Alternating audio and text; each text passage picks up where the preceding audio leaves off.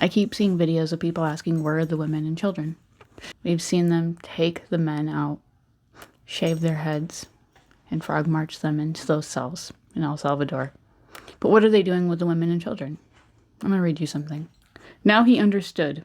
The lemons, the tins of sardines, the bars of chocolate, the shawls, the shirts, the leather shoes, the children's toys, the apples, the figs, the sandwiches, the winter coats, the cognac, the underwear, the wristwatches, the faded pictures of family outings.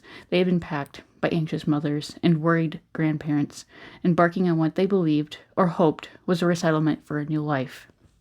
These people had never set foot in the Auschwitz that Walter knew, the Auschwitz of Abrit Mach Frei, morning roll call, and the assorted working commandos. They had certainly entered the Auschwitz complex, that much was clear now, but the proof was right there in front of him. They had disappeared, swallowed up in the night. The thought did not form immediately. It took time, and perhaps what was too enormous, too at odds with everything Walter had learned, and what he wanted to believe, about the science and progress and civilization. But eventually he had to conclude that he was not only a prisoner of a concentration camp, a logger of slave labor, but an inmate of something altogether new, a factory of death.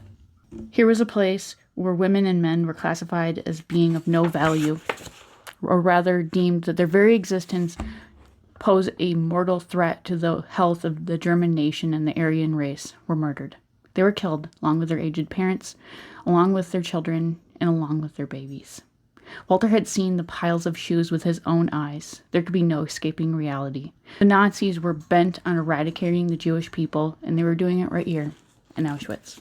There's going to be people in the comment section. They're going to say that I'm exaggerating, and I'm being alarmist. It won't happen here. But it did happen one time. And what are you going to tell yourself when you finally see those piles of baby shoes? Are you going to accept it? Or are you going to find a new excuse? Anyways, if you would like to read this book, it is called The Escape Artist by John Friedland.